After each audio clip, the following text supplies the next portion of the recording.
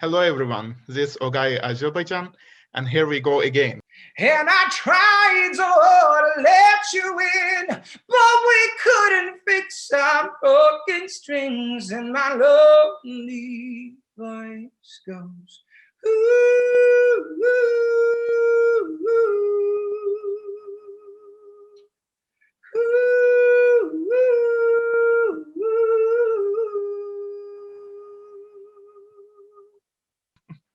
This time we have an amazing voice, an incredible talent who participated in Norwegian Idol as well as The Voice 2015.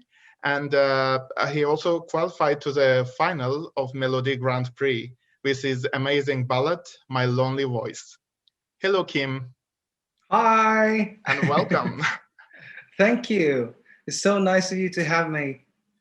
Can you introduce yourself?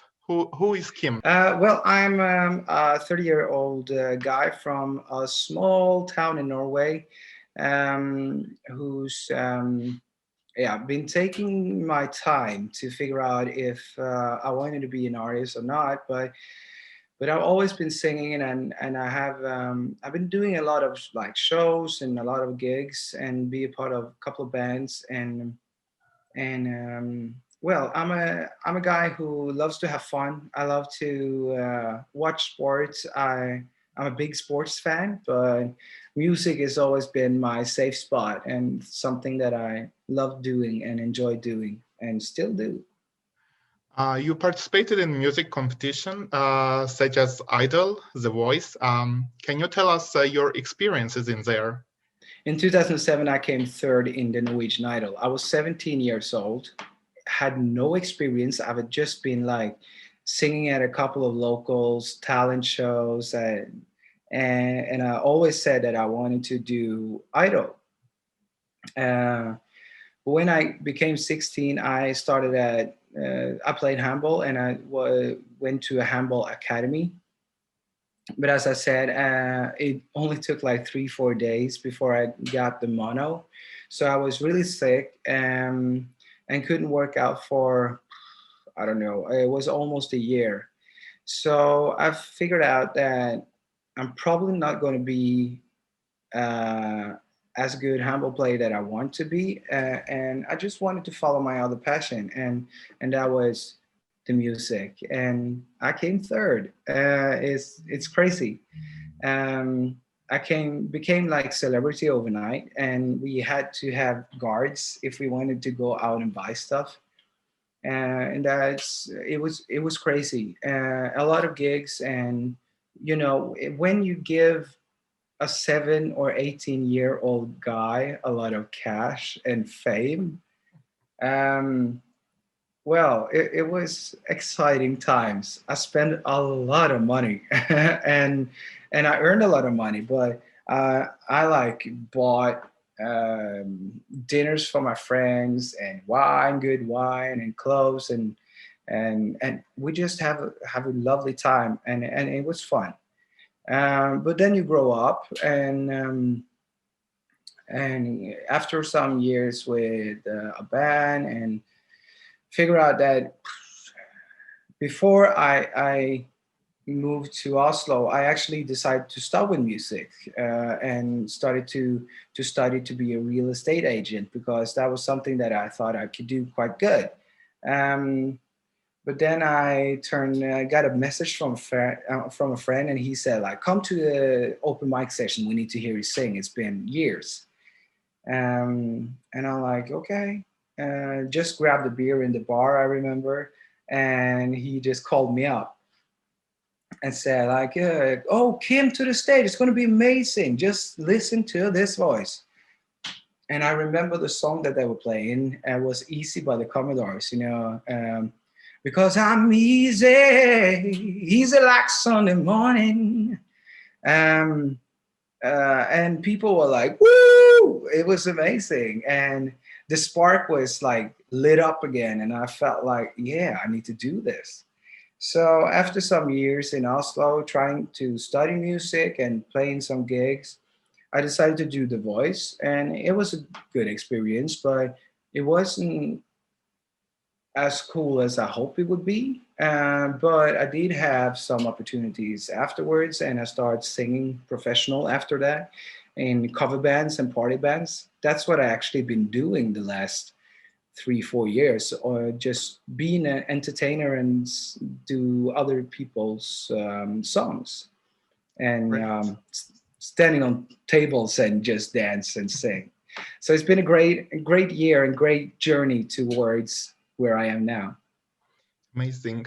Um, in 2009, you also had released your first debut album. Yeah. And we wonder if all the songs there is written by you. As we know, you are also a songwriter. The thing is, in my early years, I didn't write songs. I didn't know how to do it. I just sang, and all I could do is to like try to make others people's songs my own. So almost, I think, except one song on that record is other people's songs. So to be a debut album, I didn't feel so connected to that album. And that's too bad, because some of the songs are quite nice on that album, but I don't feel connected to that album at all. But it was an experience. I'm so appreciate. I think it's amazing that people wanted to do a record with me, and I'm really happy that I did it, because it was a great experience. When you started to write songs, Yeah, that's a good question, because I think I started. I'm one of the few people that started like in a grown state of mind. I started like late in my in my process to be an artist. It started quite late, because I didn't have faith that I would be able to do it. So I remember, I think I started in early 20s to like play around trying to make some melodies, and in my first band, Spinning Foundation, or my second band actually, I wrote a couple of lines to one of the songs, and I thought it was so fun, because I remember one time we had a gig, and it was like four girls, looking, of course, to the guitarist because he was so handsome. But another thing that they did, they sing along to the songs. And when the part of the verse that I wrote came up, and I saw them like singing on my song, it was an amazing feeling. So then I like developed to try to write music, and um, it's been taking me some time, but finally I can actually say that I'm a songwriter, and that's amazing. which one is harder for you, to write a song or to sing? Oh, definitely to write a song. I feel I'm blessed with a voice that I can do a lot with. Though it hasn't always been that nice. It's been a long uphill battle to reach the level of vocal ability that I want, because I've been listening to like recordings when I was 13, 14. That was terrible. I have to say, it was terrible. It wasn't good at all. So I'm one of the guys that been pushing my voice from the years from 12, 13, and throughout 20s, because it's not like when I reached 28, 29, after the voice, even after the voice, I feel like I've been developing my voice, and it's not like maybe in 2018, 19, I feel like now I have control over this voice, but it's been taking a lot of time, many hours of rehearsal. But writing a good song, that's hard. It takes time and takes patience to make a good song. Kim, you also actually mentioned you joined two different bands, such as Spinning Foundation, as well Yeah. as the Norwegian soul band. How Yeah. did they influence on your music career? Well, Spinning Foundation was a fun experience because we were five guys who just love music, and we managed to make some songs, but we also did some quite cool support gigs, both A1, the British group, and the big Europe Final Countdown boys. And that was a cool experience, trying to be a band and trying to make it and to break. It was a cool experience. But I'm still the singer in Norwegian soul band because I do love soul and funk music, and I love being a part of a band. Not only stand on my own, because that's quite new actually to me to be an artist. KIIM, the artist KIIM is new to this year, so we're like slowly starting to building something. But soul and funk music is so fun to sing, and we play at festivals all summer, and the band is 30 years old, as old as me. So these guys have been playing the music for a long time, and I take with me all the experience that they got into my everyday life and the music career, of course. Mhm. Kim, we are also known in Norway as Kim Rune Hagen. Mm-hmm. Why did you change it to Kim? I wonder, is it because not to mix with Norwegian football player? Because when I was like Googling you, I found like Runa Hagen, and I was like, okay, it's not Kim. Correct. Well, the one thing is that I don't think that Kim Rune Hagen is a good artist name. It's not international name. It's very Norwegian. So I trying to figure out what to what artist name can I have. And the story behind Kim is I'm always late. I'm always late to stuff. So people don't say Kim, they say Kim, come here, Kim.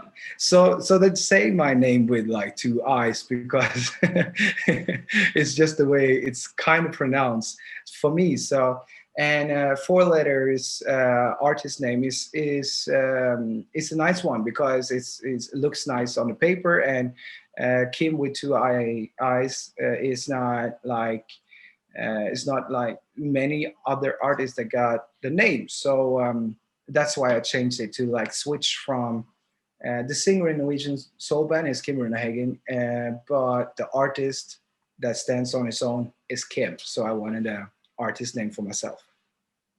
Good. Kim, who is your inspiration, musical-wise? I have to say a Norwegian singer called Jan Werner Danielsen. He's amazing. He passed in 2008, and amazing singer. It was just amazing. James Arthur. He's a British singer-songwriter. I love his music, the way he communicate emotions in his song, in his voice. And two more, Jessie J. I love her vocals, I love her songs, and a singer that I've been singing a lot to and try to like learn a lot about is Adam Lambert. Oh, you also collaborated with Hans Orchester, primarily with covering songs. Yeah. So, what will be your next song that you will cover? Ooh, that's a good question because I have some plans.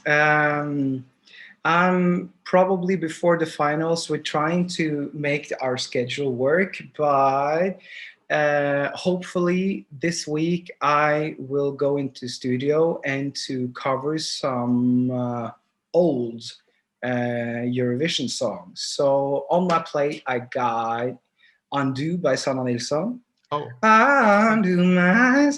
Oh my Yeah, God. that song. It's just giving me goosebumps every time you are singing, you know? And I think I need to do Attention with Ulrike. Do you want to like a t-shirt on that one as well? Yes. Ah, just want your attention. That one. And I think I have to do Euphoria. That's an amazing song. Yeah, those three, and I might find another song as well in the catalog. But I want to release some because that's what I've been doing in the last years, covering songs. So I need to just do what I normally do to don't think about the finals and get nervous about it. Actually, 2019, you had a lot of gigs around like more than 131, let's say. But in 2020, you basically didn't do anything. But I guess it's because of COVID affected like somehow. Can you tell about that? Well, the thing is that 2020 looked out to be my best year. Um, Before the lockdown, 12th of March, I actually managed to do 43 gigs. Oh, okay. And I also did some gigs in the summer. But in total, I think I'm in 2020, I think I maybe be around 65 gigs. 2020, I was scheduled and contracted to do almost 160 gigs in last year. So it's been a different year. A lot of canceled stuff. I think that everybody in this industry is like now sitting on the toes and just waiting to go on stage again, and that's one of the reasons that many want to Eurovision this year, because we just want to be on the big stage again. We want to be on the stage and communicate with the fans and people. But it's been a different year. It's been a difficult year because when you're going from a year that you're like gigging every second or third day until everything stops, it's when you're a musician, it's in your DNA. You travel, you sing, and that's a lifestyle. And when your lifestyle and work is suddenly gone, it can makes you feel bad, dark, and you can go in a bad spiral. And I think that I'm one of the lucky ones that haven't had any mental issues with it, because I've been having stuff with my house. I've been fixing up my house and going into the garden and just fixing stuff and have music in my ear and trying to write music. So it's been a difficult year.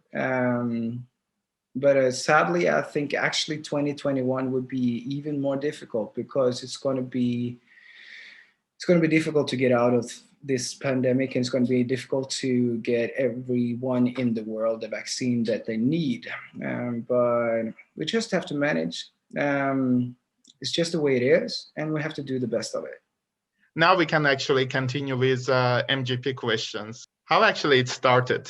I mean, like, who invited you? Did you have a song already? And well, NRK and MGP called me this summer and asked me if I was thinking about doing MGP in near future. And I said I would love to, but I don't have the song ready. I don't have the right song. I have a couple of songs, but it's not for the MGP stage. So I was invited to a songwriting camp where I met the three boys that I've been doing writing the song with, and that was in August. And we got an email in September after we sent it in that we're accepted on the Melodi Grand Prix MGP. So that was great. We were so happy. But the funny thing is that we wrote another song on day one, Walking in My Sleep, who's now in the semifinal for this week. So if that goes through to the finals, I might actually battling for the victory with in front of my own songs. Nice. Since you are one of the songwriters of your song, can you tell us a meaning of behind the song? It's a song about my love life.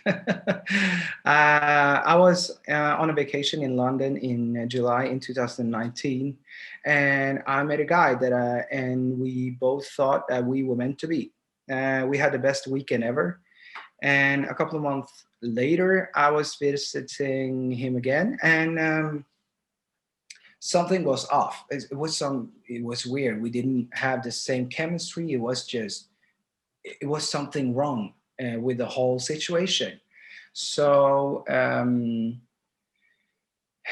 we figured out that this never going to work because the distance and the chemistry isn't there. So we decided to just let it be. So my lonely voice is the emotion and feelings, trying to replicate the emotion and feelings that I had when I was sitting on the airport train back to Heathrow and back to Oslo after that visit. And I was crying and felt sorry for myself. And the hook line is somehow replicate my crying. It was like, yeah. So that's the story behind the song. It's really like amazing song. I mean, like from the day one when I heard it, I was like, oh my God, I hope you will win because it's so amazing, and the voice and everything. I'm like, yeah. Thank you. And the other song which you wrote for other artists? Yeah. Walking in My Sleep is more a song about walking around in life and just thinking about it. You can either survive life or you can live your life. That's two different ways to be in this life. And walking in my sleep is like the feeling that you don't like fit in, and you don't like feel like you're living your life, and you feel like you're just walking in your sleep. You're just doing the same stuff. That's what I had a feeling about the song. And Anne Finn has brought some new lyrics and new vibes to the songs as well. But that was the main idea behind the song. But did you know the artist before? Actually, I've been talking to her before, and when the MGP music director sent me an email and said, we presented the song to Anne Finn, and I'm like, yeah, I like her, no problem. I don't need to hear the demo. We just needed to get in the studio and get it done. So yeah, I knew her. What will it mean to you to win Melodi Grand Prix and represent Norway? That would be an honor. That would be a huge honor, because Eurovision is like the music Olympics. It's the biggest task and the biggest honor you can have as a musician, to represent your country in a songwriting competition. And if you win, it actually means that the country believe that you are the best in the field to represent and to be able to win Eurovision. And that will be a big honor, because as I said, I'm a new artist. I'm not new at this, but as the artist KIIM, I'm new to the audience, but people have seen my face before, so they know what I'm capable of. But it will be amazing. What to expect in final regarding stage-wise? Will it be the same, or do you want to change few details? Yeah, you can. It's gonna be similar, but we're gonna go. I just received a video of the performance now on my email, so I'm going to sit down and watch it. We're going to see if is it perfect, or should we do some changes? So it's going to be similar, but hopefully it's going to be even bigger. Have you heard any other songs from MGP? I heard almost everybody, because now it's the only song that we are waiting on is Rein Alexander's song. It's going to be released on this Friday. And I heard rumors that it's going to be a ballad, so that's not good news for me. But I've heard the other songs, and it's a strong field. It's a lot of good acts. It's got a lot of good live performers, and it's really diverse. You know, we got like Emmy with like "Welcome to the Witch Witch," like that kind of song, and you got Kaino with "Monument." You got Atle Pettersson, who's kind of mellow, Swedish, handsome guy, ish, that kind of vibe. We got Blåse Mafian, who's got like horns on stage and cool, nice girl who sings cool, and it's a lot of energy and power. So we got Tix, a big Norwegian artist that, yeah. So it's going to be really, really exciting to see what the Norwegians really want to have them represent Norway in Eurovision, because I think it's could possibly be like four, five, six of those acts in the finals could make a good performance in the Eurovision. So I just hope that I am one of them. Who do you think can be a good competitor to you, to your song? Oh, I think almost everybody in this final would be a big competitor, because I don't feel like I'm one of the favorites. I'm one of the underdogs. I speak from my heart. I sing from my heart, and hopefully that's something that the Norwegians like. And but I think Kaino is Kaino. You don't know if the Norwegians want to put them through to Eurovision once more. Tix is a big artist. Yeah, it's going to be a lot of competitors this year. Besides MGP, what do you have upcoming next? I have a plan to release a single in May this year, and maybe already in April. We'll see. I need to get it done. But the plan is to release two singles this year, to be yeah, just to have more music to the KIIM project, and I know that I'm going to go right back to studio when all of this is done, and write more music and try to, yeah, really try this artist dream that I've been keeping on holding on for so long. Um, but it's going to be fun to see how long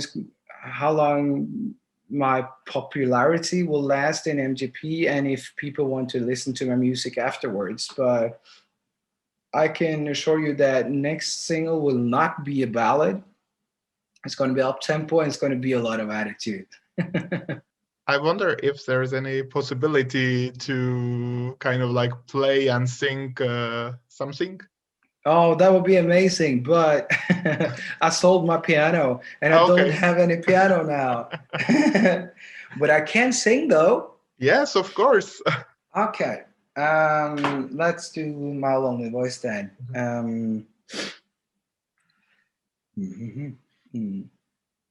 I still love the way you look at me, but I need a reason to believe. I spent half of my life waiting for someone like you, and now the leaves are falling from their trees, and all the moments stressed and good and bad.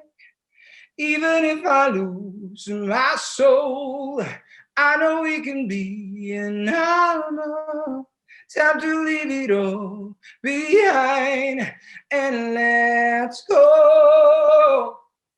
And I tried so hard to let you in, but we couldn't fix our broken strings. And my lonely voice goes,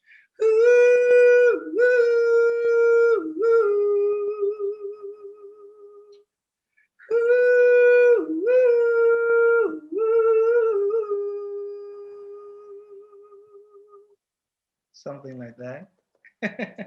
Thank you very much. You're welcome. Actually, did you try to break any glasses with your voice? I can try. Ah! Hey! I don't know if it works. Oh, I have another song for you. Okay. This is one of my favorites.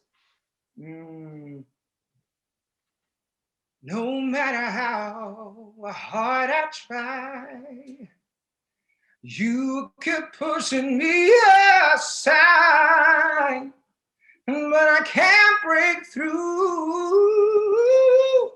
There's no talking to you.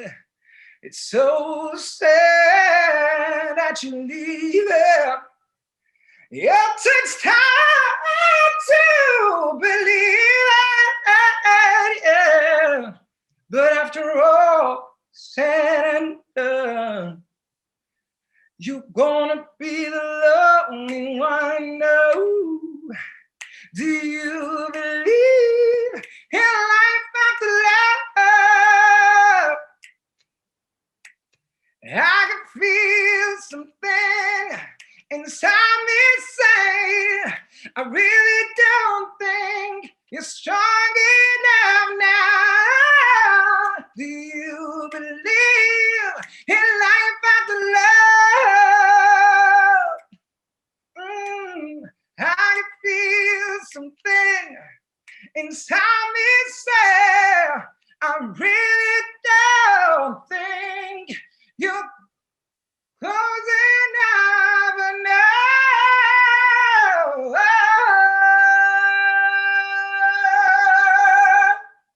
Wow, bravo. It was Yeah, so nice. I love your voice. Thank you so much. Kim, do you also have a message for your fans? Well, I do. And I just have to say thank you for this interview. It's so nice. Eurovision is a big, nice family. And I've been talking with both Azerbaijan, I've been talking with Spain, Portugal, Poland, Sweden. It's all over the world. And I just really want to be a part of the big grand finale. And if you like my performance and my song, My Lonely Voice, you can actually be a part of the voting session if you go to nrk.no and make a profile. You can actually vote on the final. But if you just want to listen to my song, you can go to Spotify and search My Lonely Voice, and you can listen to it, maybe cry, sob, or just sing along. That would be amazing.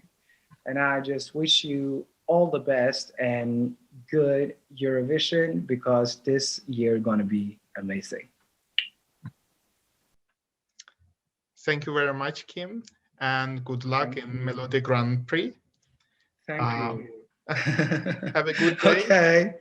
And, you too. See you. Bye. Bye.